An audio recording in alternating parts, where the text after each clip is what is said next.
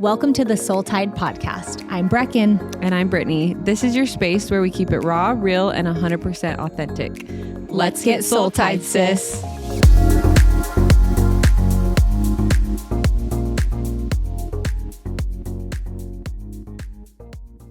Hi, guys. Welcome back to Soul Tide. Welcome to Soul Tide. We are short a mic right now, so we're going to be passing this back and forth if you're watching on YouTube. We have our good friend and business owner and amazing wife, mother, all the things here with us, Jessi. She is the owner of Gym Class. You've built this incredible community of women from the ground up. Seriously, you had to start from ground zero. You've just built something beautiful. And thank you. We're so grateful you're on. Thank you. I'm stoked to be here with you guys. Jessi, we're so happy to have you here. We will dive into questions, all of that fun stuff. But right now, we just kind of want a little bit of an introductory, like, who is Jessi? Introduce yourself. I am a wife, mom, business owner, own the gym, all the whole things. But what makes me like who I am is, the people that I spend time with, my family, and like what I love to do. What inspired you to open your own gym? Like, what was that process like? Okay, so I'll go back to like college years when I was going to college, and I'm a dropout. I didn't even finish. But when I was going to college, I was trying to think of like, right, who needs it? Yeah. I was like, what do I actually want to do? Like, whatever. So I start business management, and I'm like, no, like, what am I going to do with that? Like, I don't care, whatever. And then I changed it to exercise science. And then I remember thinking like, a personal trainer. I'm like, I don't want to be a personal trainer. Like, that doesn't really like resonate. Mm-hmm. And then I started thinking about like group fitness, and I'm like, I don't need to go to college for that. So whatever. So we dropped it. But I remember thinking like, I would love to just, because I had taken classes here or there. I had like, done the whole like insanity, like Shanti stuff. Insanity? Like, do you remember? Or P90X? P90X. Insanity's hard. It's so hard. To this day. At the end was... You know what I'm talking about. You know what I'm talking about. I did not. That's why I did it. But I remember literally being like, that's what I'm drawn to. Mm-hmm. Like teaching a more like high intensity, like high energy class, or doing like group fitness or a community, something that's like as a group. And I remember like do you remember like the BBG meetups? No. And stuff like, so how do you say your name? Like Kayla? Kayla, yes. She's like from Australia. The sweat. Yes. And like there were these girls that would like teach these meetups, whatever, and they were so cute and fun. And that was shortly after I had started like I think I had just gotten certified, and I first started with Insanity, and I started teaching Insanity. And did you? At a gym. That's awesome. And anyways, and then got more of my certifications or whatever. But that was more like what I was into. And I remember thinking like, it'd be really cool to just like have something like that. And so when the opportunity was provided of like, hey, we would like to partner with you, start your own brand, start your own LLC or whatever, and we'd love to partner with you and open this gym in Arizona, I was like, hell yes, I'm in. Like, that's I'm awesome. doing this. Yeah. So yeah, that's how I got started.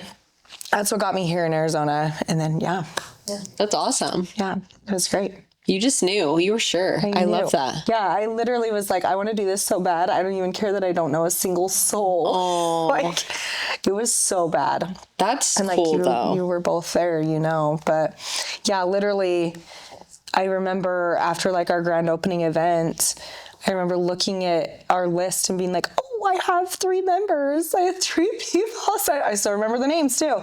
Literally, I was like, oh my gosh, like these people are members, like they're going to show up, whatever. I showed up to teach my little old 2-person class on Monday at 6 a.m. Like, and I didn't even, looking back, I'm like, why was I not more insecure about that? I think I literally just like loved it so much. I was like, it's going to be fine. Yeah, you trusted. We're going to do this. Yeah.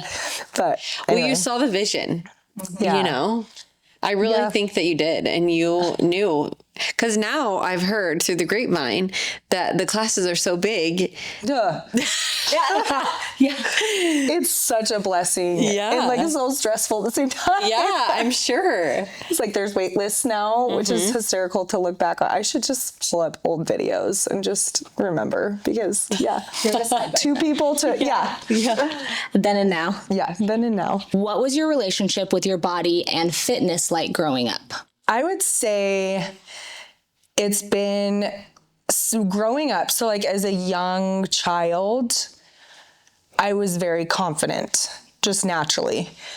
But as I got older, I would say like preteens, and as I got like older into my teenage years, I had a lot of insecurities. And I think that's normal. I think most people, especially women, have like body image issues and like insecurities with their body.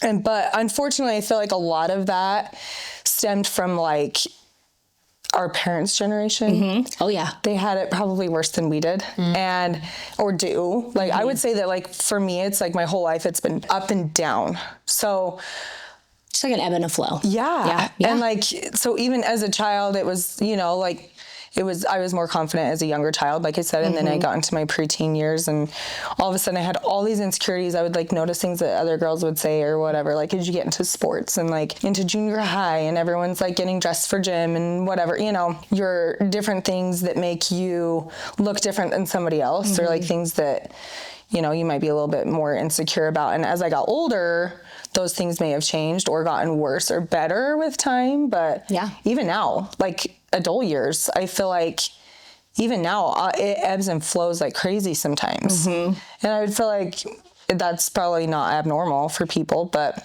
no, I think there's a constant comparison, especially we talk about it a lot, like in this world and social media and only portraying the highlight reels. We are constantly picking ourselves apart, I think, before other people can.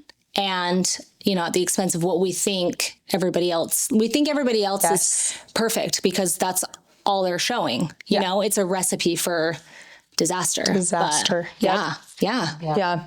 And then as you get, like if you decide to become a mom and like pregnancy and postpartum and all of that, like that brings a whole different level of like, oh gosh, like my body is completely changed probably forever. Like there's certain things that like probably will never go back or like will never look the same, even just with age, not even pregnancy in specific, but like as you get older, hormones change, whatever else. And so, body image is. I mean, I pee every time I jump still. That will never be the same unless surgically I fix it. I was talking to somebody at the gym today about this, actually. We were talking about like, oh, it's so funny how we will forego the like working out, taking the time off. I'll do 6 weeks to like get my boobs done, but the recovery to like fix down there to pee, taking 6 weeks off. I'm like, I'd rather just wear Depends when I work out, like not worth it. The things we pick and choose, right? It's so funny, but you're right. We are forever changing. Yeah. But I feel like body image is a huge, like, it's something that everybody, like we said, like everybody struggles with it. If you have a body, you struggle with it. It affects your relationships with other people. Like that affects the way that you feel inside, which is toxic. And then also if you're in a relationship, if you're married or dating or whatever, like it affects your confidence with them or like whether I believe what he says to me or not. Totally. And I'm like, oh my gosh, there's no way that you feel that way. And it's like, what? Like, so it's something that I feel like is just this like toxic thing that we all deal with. And it's a lot more important to take care of than we realize. 100%. So, anyway. Love. I could talk about this all day. Oh yeah. And we just might. We might. It's fun to see like the way that it goes. You were talking about pregnancy and postpartum and all the things. Let's stay on that for a little bit because you have 2 babies and you're a fitness instructor. Tell us kind of what that is like with body image, with like your relationship with body image and postpartum and all the things. Being on display when you're pregnant like that, like you guys know me. I will let it hang out. Like I'm going to wear my shorts and my bra, whether I'm postpartum, whether I am 9 months pregnant, whatever. And you looks fire, by the way. Well, that's always. so nice, but I couldn't give a shit. Like, it's I comfort, love that, though. you know? But I remember, and it's different now than it was with my first kid. He's 4, and that's not that long ago, but it really is so different. I remember wearing a bra, and I was huge pregnant, and girls would make comments of just like, I can't believe you're like wearing a bra. Like, do you remember? It was literally, yeah. I'm like, anyways, it was all for comfort. But anyway, I definitely dealt with like, oh, I am literally choosing to be on display right now. Like, this is my livelihood, and I don't hide it, and I don't try to like filter that. And you can't really filter that in real life when you're up there teaching a class and there's like 40 people watching you and they're like, oh yeah, that's how you do a squat. Okay, cool. And it's like, I know what this looks like right now. And it does, it gets in your head a little bit, but it's always, you know, like pregnancy is so badass. It is. And for me, I dealt with infertility issues, which I fully believe helped me to kind of change the way that I viewed the whole process.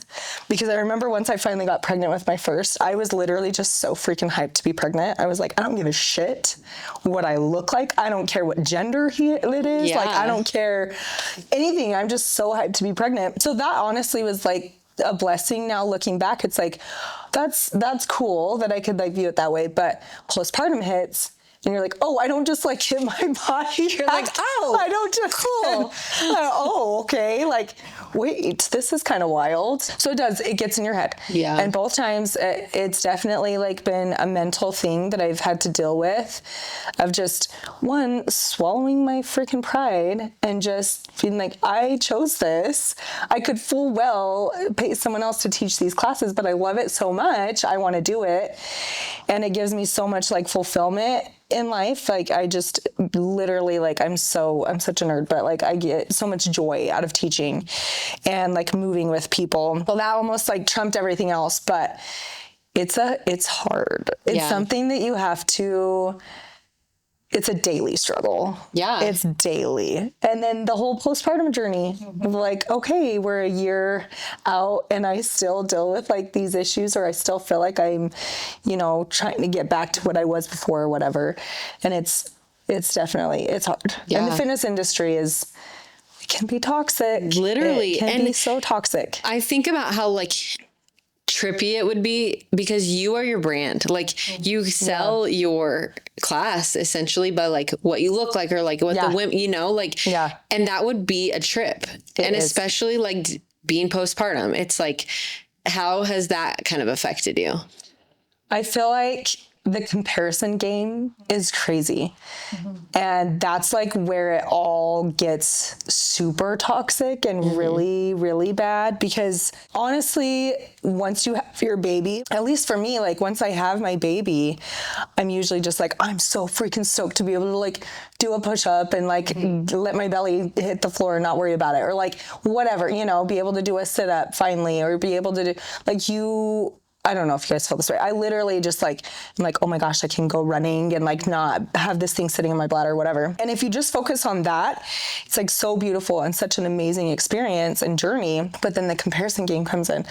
Or I have these girls that take videos during class so that I can post them on social media. And sometimes it comes back to bite me in the ass. I'm like, oh shit, I don't want to see that. Like, no. And then you have those like nasty thoughts. And like, I may have felt strong and I may have been so proud of myself during the workout, and then I like catch a glimpse in the mirror, or I see the video sent back to me and I'm like, I don't want to put that on social media. Like, and it's hard because you see other people. And what I found too, kind of going off of the comparison thing, this was like a couple years ago, right after I had my second kid, I realized that these people that I was following on social media and that I was like, kind of like unknowingly, like not on purpose, but like kind of comparing myself to, I was like, oh my gosh, this person hasn't had a kid in 10 years. This girl has never had a baby.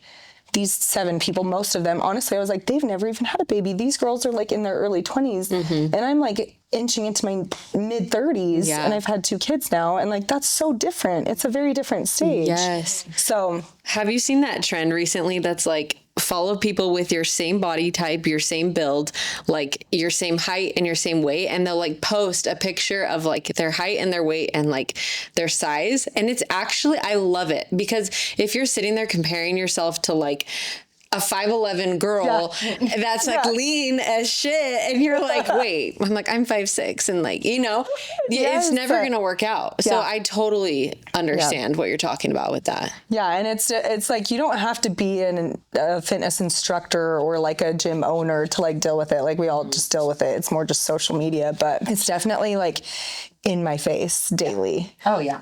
And then going off the whole postpartum thing, I'm like, that is like in your face, you know, it's just like on your mind all the time, and it's something you deal with. Yeah, it's nuts. Yeah. But I did want to say, and I'm so glad I remembered it. I was trying so hard. I'm like, listen. Yeah. But it is so admirable, because I've been in your classes with both of your pregnancies, and I've watched your body change, and I've watched your confidence stay the same. I know that maybe it didn't always probably feel that way on the inside, but from the outside looking in, it was so inspiring and so admirable to see you get up there, whatever stage your body was in, and just crush it, because I feel like that's the real and the authentic that we need. That's so nice. That's what we need. Thank you. That's so nice. Yeah. And by the way, for people who haven't seen her pregnant, she's like a 6-pack till she's 9 months. It's crazy. Not you true. look phenomenal.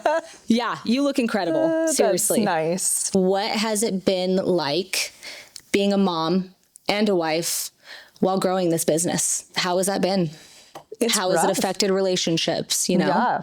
It's hard. I think there's a lot of glamour that people see maybe on, and maybe that's on me, I need to be more real probably, but on social media. But I think like you say, oh, a gym owner, wow, like that's so glamorous. And it's like, that's hysterical to me, because it is so not glamorous. It is like early mornings, late nights. It's sometimes I have to go and set up for something literally like 11 p.m. and, you know, put the kids in bed first, like do dinner, put the kids in bed first, and then head back to the gym. It's, you know, like filming super late at night or right in the middle of the day, and I've got screaming kids in the background. Yeah, we get like that. Literally like trying to juggle motherhood and running the business. Yeah. I feel like you can work together with your spouse or your partner or your family, and everyone's in on it, or it can be something that tears you apart. And it's been both for us. Yeah. Oh yeah. So it's been like this. And like, we found a really good spot. And my husband is like, if you've met him, if you know him, he is literally like,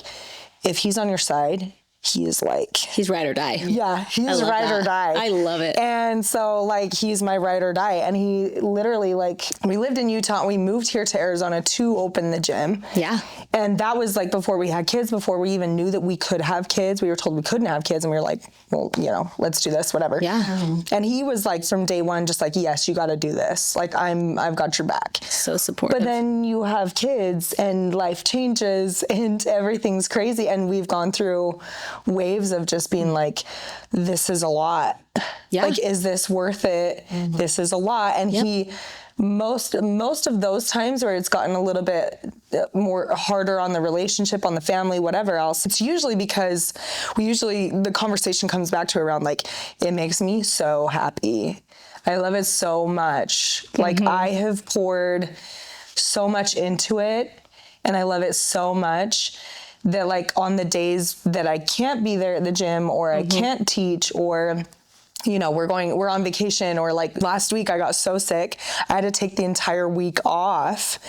And you guys, I was a shell of myself. Aw, it's wild. Like, and it's not even just like, movement literally makes me so happy. And I go to movement for everything, like any feeling, anything, which we could dive into that, but it's like my therapy, and it should be for everybody, honestly. Oh, straight up. Right? Yep. But, it was the not being able to like be with my people, and not being able to like be in my place and like doing what I do that makes me so happy outside of like motherhood and stuff, like getting to do something that like Jessi likes. Oh, yes. So I was like, oh gosh, this is a dark hole. This is a dark hole. And I don't know how long I'm going to be sick. Like, it was looking bad for a second there. So like in those moments, like me and my husband were talking last week. He was like, oh, we just got to get you back in there teaching. Like, He's that would like, just make me feel Lord, please, like, let's just get her feeling better. And like, it just like brings me so much joy. So going back to the initial question, it brings me so much happiness that it's something that like he's willing to be like, okay, what do we got to do? Okay, what do you need me for? Like, how can I help support you? That's a great team, though. Like, that is the embodiment of a relationship, whether romantic or not. It's like supporting your people and him choosing to be like, we will ride the highs and the lows together because I know how happy it makes you. And also how amazing to be able to say like your job is something that you're genuinely so passionate about. Yeah. It's incredible. Yeah. I feel lucky. Yeah. Most people take a long time to find something like that, or they never do. If ever. Yeah. Yeah. If ever. So that's what keeps you going. Yeah. I would say having somebody like that though, like having him be so supportive has turned it into a very like family, you know, my kids even love going to the daycare while I teach. Like, it's like a very fun thing for the whole family most of the time. But like I said, we've had like... We all have our rough moments. Yes. Speaking of rough moments, how do you handle the tension of balancing it all? Or do you think that balance even exists? Ooh. Okay. I think that balance can exist. I think with how much you're needed as a mom and a wife and how much you're needed as a business owner, it's really hard to find like a really good even balance. But some weeks are better than others, months are better than others. And I feel like going back to just having a supportive person in your life, your spouse, your whoever, that is like everything. Yeah. Because give a little, take a little, you know. But the balance is really hard because sometimes there's weeks where I'm literally like, oh, I'm not going to be around for dinner time again. Sorry. Yeah. Like I've got to go back to the gym and I have to cover a class at 6:30 p.m. Are you going to be home? Like he pilot in training, like he's a flight instructor. He's getting his hours and whatnot. So he's out flying a lot. So it's like, are you going to be home from your flight in time to do dinner and bedtime every night this week? Because, you know, I'm going to be gone. And so it's just, I feel like the balance is really hard because sometimes like weeks just look different. Yeah. And I don't know. It's rough. You just always take it day by day. Truly. Yeah. Does that not just sum up life and motherhood? Yes. Literally day by day. Yes. What do you hope your kids see in you through all of this? Or like, what do you hope they take from it or learn from watching you? I know they're young, but it's like, this is something that you want to continue your entire life. Like, what do you want your kids to see from this? Sorry. Why does that like automatically make me emotional? Because we do it for them, you know? Yeah. I really hope that they can see the beautiful side of, so what we do is group fitness. And I want them to see the beautiful side of like having a community. That's like the first thing that comes to my mind. And like the people in their life and the supportive roles that either my trainers, my staff, they've all known my kids since they were born. My second kid, he had a lot of health issues. He was in the hospital for a long time. And the way that they like showed up for him and for me, you know, was like so beautiful, literally life-changing. I just remember thinking like, I hope that they remember this in some way. He's not going to remember. He was a newborn, but like, I hope that like, as he gets older and as my older one is like starting to go to school and isn't there as often and whatnot, like I hope that they remember that because it's literally been life-changing for me. I hope that they always have a good relationship with movement too. They're boys, and so that tends to be a little bit different. Yeah. Sometimes it's very like, it depends. But first and foremost, I would say like the community aspect and having like seeing support and humans just like supporting each other and being there for each other. I think that that's like a very beautiful thing. And it's probably why I'm like so passionate about the gym. Yeah. But also on top of that, just having a really like positive relationship with movement and with like their bodies and feeling strong and not feeling like they need to do something super intense to like feel like they, you know, are strong. I mean, you lead by example with that though. Yeah. And that's all we can do as parents. It's the greatest gift I think we can give them, is to show them. Yeah. Like, we live our lives, and obviously they're not going to live it exactly. And that's great. You know, they should be individuals, but like, we lead by example, and you're showing them that. And I did want to notate about the community stuff, because obviously I've been taking your classes since the beginning. And so I remember Josh being like, come take this class with me. There was like a couple of us. There was like 2 people in there. Yeah. And then COVID hit, and we were just writing it out. It was great. But like, watching what you have built and being a part of the community, like, truly, it's unlike anything I've ever experienced. People are your greatest cheerleaders at this gym. They genuinely want to see you succeed, do well. Like, it's not just about a workout. No. It's so much more. And also, I think it's really cool to show your kids and other people that community and having people doesn't have to look like your family, because a lot of people have really complex relationships with family, you know, and they don't have that support. And so you're building that for a lot of people who may not get to have those relationships too. And so I think it's really amazing. Well, honestly, like, some of these people, like, we've known each other through the darkest times of our lives. I'm not going to cry anymore.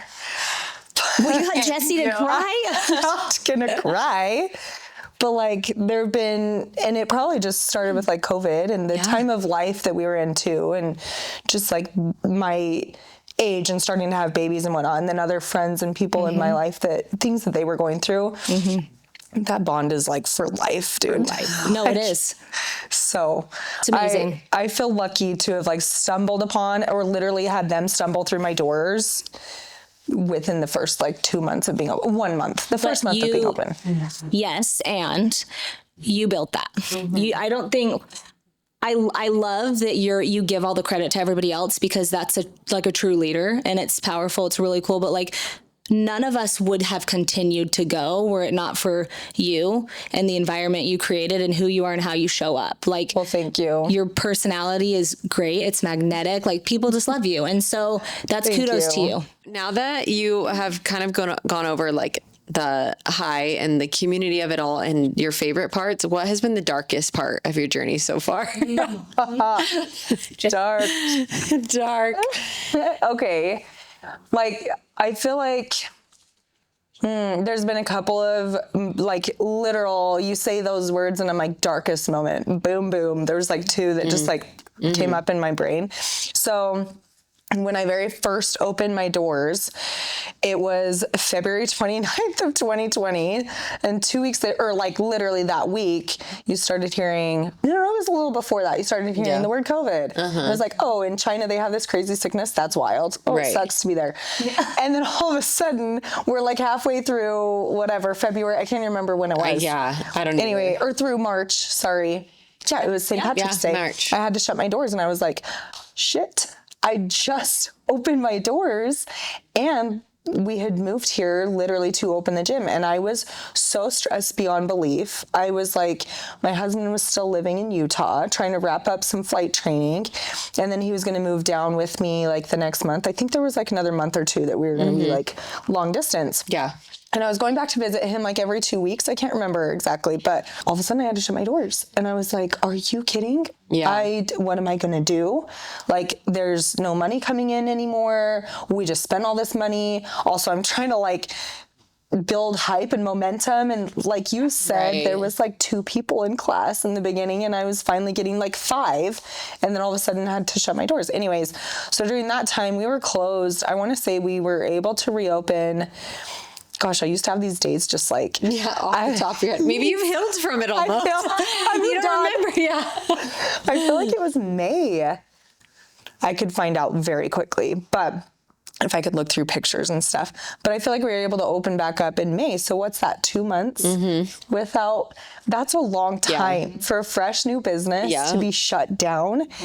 And so I flew back to Utah and I spent the time with my husband and whatnot, which was, so great. And literally that time now I look back, I'm like, that was so special. Oh, good. Like, that would have never happened. Like, that would never have happened. So it was really special, but so stressful. So stressful. So there's that time. I would say it was a really dark time, and then trying to build momentum again back up after we had shut down, and then being like, okay, let's do this again. Yeah. Like that time. And then there was a year and a half ago, the company I was partnered with at the time, that partnership crumbled.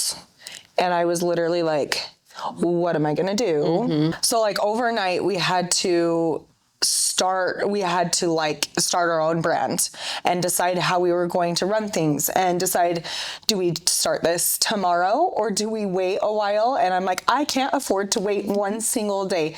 Me and my husband were talking about it all that night of just like, could we take like a week to actually create a freaking logo, like create a name, like put stuff together, or do we just start this tomorrow and just, show up to teach class and see if anybody still comes? Like, anyway, so yeah, that was a very stressful, very hard time. Yeah. Trying to pick up. And that was during my baby was dealing with a lot of health issues.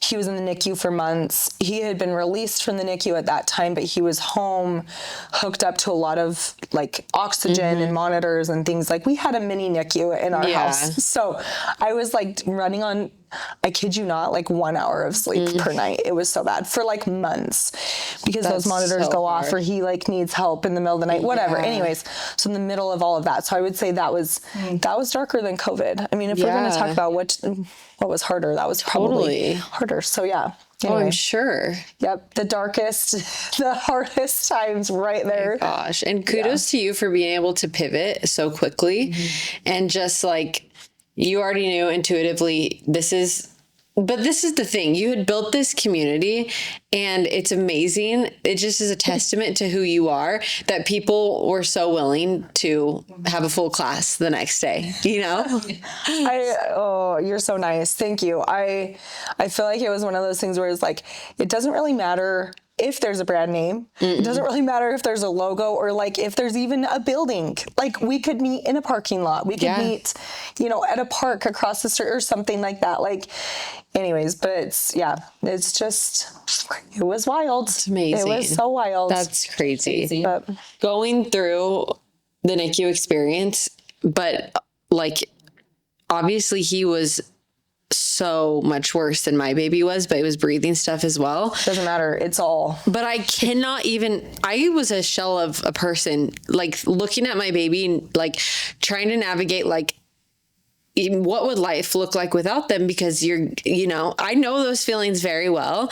And I can't even imagine going through that with your business and then the whole thing with your baby. I'm so sorry. That's a lot. I really don't. I know. It's hard to talk about. Yeah, it is. And it's like I think about it sometimes, it'll just like run through my mind, but I don't like say the words out loud or like hear it out loud. It's like, oh my gosh, yeah, that's wild. You're like, that shit was hard. That was hard. Yeah, and there were some really real feelings of like, I look at him now and he's almost 2 years old. He's walking around. Yeah. And he's not hooked up. And it's so easy to forget like what you've been through or what you've dealt with when you're so far on the other side. And it's just like, oh, I have these two cute little healthy boys and he still has this issue, but like he's doing so well. Like I don't even think about it anymore. Yeah. But you think about those feelings or those thoughts or literally like the anxiety in the middle of the night. Dude.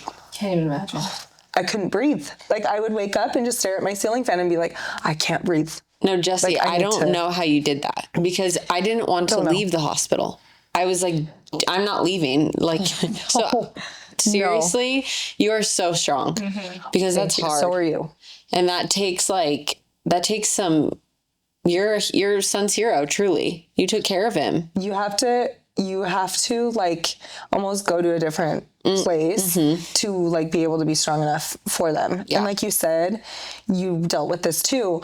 It's like I was trying to heal from the trauma of like labor and delivery, but I didn't even like care. No. Like you're just given this whole newfound strength where it's like adrenaline, whatever, pumping through my body of just like, I don't care. Like all I care about is this little baby, like being okay and having what he needs or like caring about the bond that we had too. Like you said, it's hard to have a baby in the NICU because you're like, well, they're not going to know my smell. They're not going to, you know, and it's tough. It's so tough, but yeah. Oh my gosh. I'm so sorry. Those times make you stronger. They really do. And like every time that he would get like, he would have like a dip or like he would get sick or whatever, he would always end up stronger afterwards. So it's a good reminder to me. Yeah. Yeah. Those kids just teach us all the lessons. Those babies. They really do. They do. Oh my gosh. What you said at the end, it is such a testament to life that like the highs and the lows and you bounce back stronger. But also it's just a good reminder that you just don't know what people are going through. Yeah. You never do. And I mean, you put on a really strong face. You didn't have to. But again, it's just like you showed up. You did what you had to do. You put your babies first. Like you were so strong. And it's just really amazing to see. It is. Thank you. So it's like, I feel that deep. You never know what someone's going through. Like truly, I've had people in my classes and like, we'll have a conversation right before class or right after class or whatever. And I'm like, you were just in there and we were like, you were just moving strong and we were talking or like you were giving me a, you know, wave or a smile or whatever. You just have no idea. No idea. What people are dealing with. Yeah. But that's the beauty of community and showing up because it helps everyone. Yeah, you know, it does. It does. It's really awesome. You've built a brand. You're doing online courses now. I mean, you've got merch. Like, it's so cool. It's so cool. You have grown so much. What's next? Do you guys have like, what's your dream? Like shoot for the stars. Where do you want to see yourself or what is next for you guys? I would say the next like fun, exciting thing would be to maybe add different formats to what we currently do. I'm currently, I guess I should answer this with like live workouts because we have the online and you can do the instructor led or you can do like the programs where it's more results based in the gym or whatever and you're moving at your own pace. But I would love to do like online live workouts where you can like join and do it with us like as we're working on. I like people, that. Yeah. People in different states are very interested like, hey, I want to like take a class, whatever, I'm so far away. And like the instructor-led videos are perfect for that. But if you want to actually like see the vibes of like what happens in an actual class, we're trying to add those. That's really cool. Yeah. I don't feel like I've seen anything like that. Yeah, a lot of people are starting to do it. Okay. Yeah, and basically like you'll just link it onto your page and just say like join us at 6 a.m. tomorrow if you want to do back biceps, whatever, you know. So yeah, that's probably like next as in like I want to do that within the next like month or two and get that started. But after that, different formats, fun new equipment, things like that. We're kind of getting into like the high rocks training. Everyone's talking about high rocks. Everyone wants to do one, and I'm stoked. I'm doing one in Boston next month. Yeah, that's incredible. Yeah, I'm scared because you're gonna crush. I was literally just sick. And I was like, I don't even care how fast I run. I don't even care how strong I am. I just want to like do it. So and now that I'm feeling better, I'm like, oh, but what if I like literally have to crawl? I have to be the best. Yep. It's so stupid. Keeping the community alive and everybody like, you know, it's growing together and stoked and supportive. Awesome. It's awesome. Yeah. Okay. I love it. Okay. Well, thank you so much for being on. Thank you for having me. I love you guys. We love you. Best vibe. You are the best vibe. No, but we just love you. We are inspired by you. And I think that so many other people who haven't gotten to know you will be too. And it is a testament to just diving into like, do what you want to do. Be who you want to be. We get one life and we best live it our very best. You know what I mean? So it's keep showing up and keep showing other women that they can show up and that they can be moms and they can be really great at both of it and wives and all the things. And I think we need more of that. Absolutely. Yep. We need more people to show, because I think that we talk about this a lot. Like being a mom is our greatest calling. We love it so much. And we need something outside of that. Yeah. And when you can find both. It's amazing. Doing something that lights you up or that you're passionate about makes you a better mom. And you're better at your passion because you're a mom, because there's your why. Yeah. There's a word for it. It's called ikigai. And it's actually... What? No, it's Chinese, and it's finding what you're passionate about, how you make money, and bringing it to the world. It's a literal thing. And that's like everyone's life purpose. Like that's what people are on earth to find, is their ikigai. And you found it. You found your ikigai. I found my ikigai. Yeah. But I love it for us. I really hope that, I mean, you've inspired us to continue finding our ikigai. And I hope that she's inspired you guys too. We love you. And thanks for getting soul tied today. Bye. Bye. And that's a wrap on today's episode. We hope that you felt seen, heard, and maybe even a little empowered. If you loved today's combo, don't forget to subscribe, leave a review, and share it with your girls. Let's keep this Soul Tide community growing. Until next time, stay true, stay bold, and most importantly, Stay you. Love you, mean it. Bye.